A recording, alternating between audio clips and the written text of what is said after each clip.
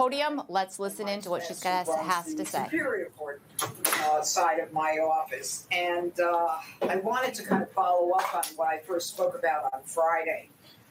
What happened this past Saturday night at Chipotle in the Navy Yard, and what we're seeing increasingly across the district is not only unacceptable, it is violent, it is dangerous, and it is illegal. And I am here to tell you it is going to stop.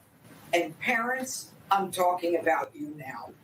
This is a different scenario than any other time in the history of the district, because we are looking beyond those individuals who are committing the crimes, irrespective of how old they are. And we're looking at the parents to make sure that they understand that they are responsible for the upheaval that is going on in this district that is impacting everyone who lives here. I was at a doctor's appointment at 8 o'clock this morning, and the doctor was concerned about what's going on in the district. This is across the board. This is something that we should all be interested in making sure ends. And trust me, I'm going to do my part. This kind of thing is destroying the quality of life in the district. The residents are finding it extremely difficult to enjoy public parks and spaces, as well as waterfront areas. And the residents are starting to feel like these out-of-control teens are taking away their happiness and their quiet enjoyment. So as we move into the summer months, make no mistake, crime increases as the weather gets warmer and school is out. Now, just this past weekend, with the D.C. Safe and Beautiful Task Force, as well as NPD, we seized 32 guns. 2 days in the weekend, 32 guns. They're coming out and they're emboldened for whatever reason. And it's time to let them know that that's not going to serve them well. And the truth is, these kids, these teens, if you want to call them kids, they need to find something productive to do. And parents, that's your job. That's not our job. And I am sick and tired of people saying to me, oh, the teens have nothing to do. Yes, they do. The Department of Parks and Recreation has over 1,700 individual programs for teens, and parents take advantage of this and have your kids get involved in everything from basketball, baseball, boxing, tennis, ballet, cheerleading, kickball, track and field. And honestly, parents, there's a softer side to this.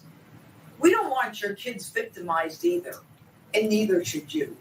And that requires that you do something about this. And that's why we're going to hold you accountable now. These are not harmless gatherings. They are violent and they are disruptive. And you can see from what happened at Chipotle's this past weekend, it was not just violence occurring between individuals. It was simply destruction of property. It was a takeover of a restaurant by individuals who felt that they could get away with it. Well, they're not going to get away with it. And I'm going to tell you how in a couple of minutes. But this terrorizing is going to end. And the message that lawlessness runs the streets is over. The city belongs to law-abiding residents, not roaming mobs looking to make a name for themselves or to contribute to the chaos or violence and to get social media attention. These are not kids being kids. This is criminal conduct.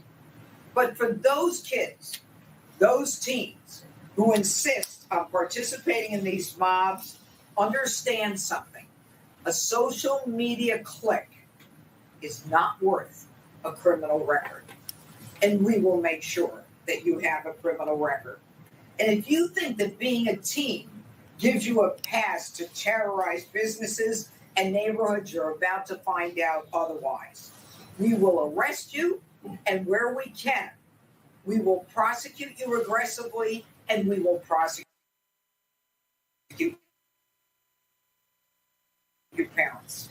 And to those repeat offenders and anyone carrying weapons, assaulting officers, destroying property or targeting businesses, expect serious consequences And to those who organize these teen takeovers or these mob connections, when you do so on social media, we have your social media, and that lasts forever, and that's all we need to pin this on you.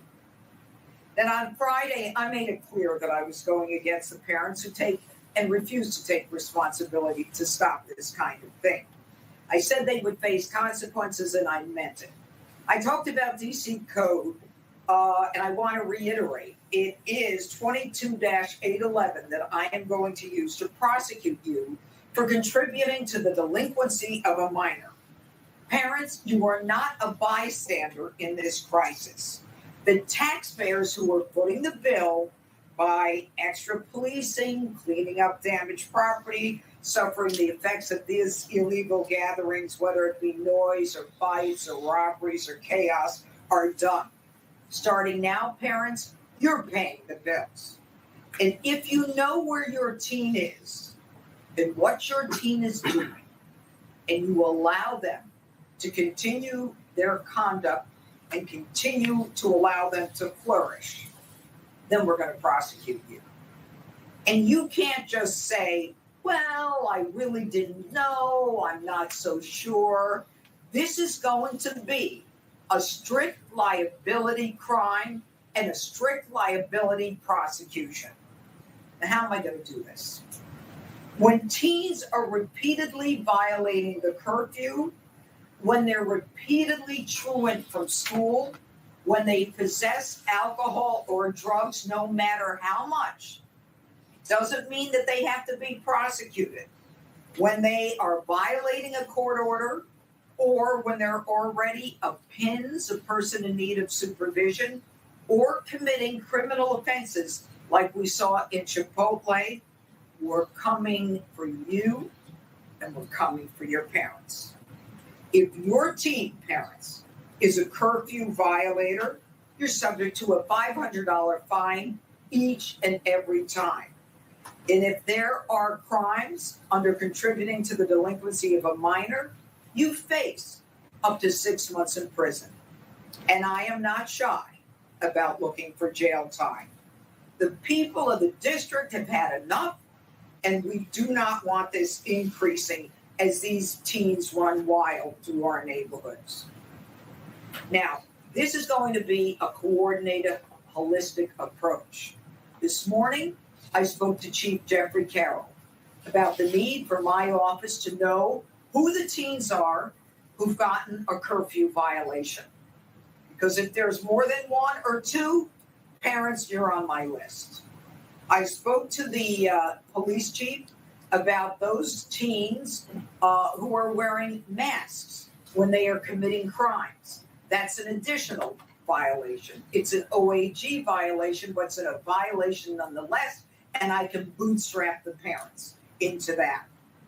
I also spoke with the local D.C. Attorney General, Brian Schwab, and he and I are on the same page as it relates to his giving my office the information that I need about PINs, about young people in the family court who are in trouble, who are in a position where they are being monitored and under a court order.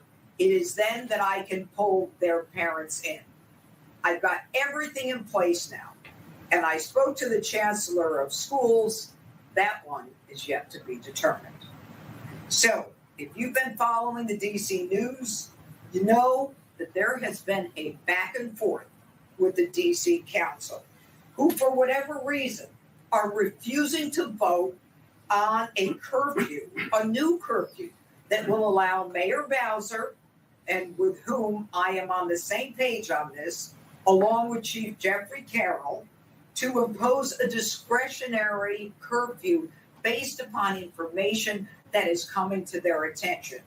In fact, right now the curfew is 11 to 6 weekdays, and I think on weekends it may be 12 to 6. But the DC Council is not willing to deal with this.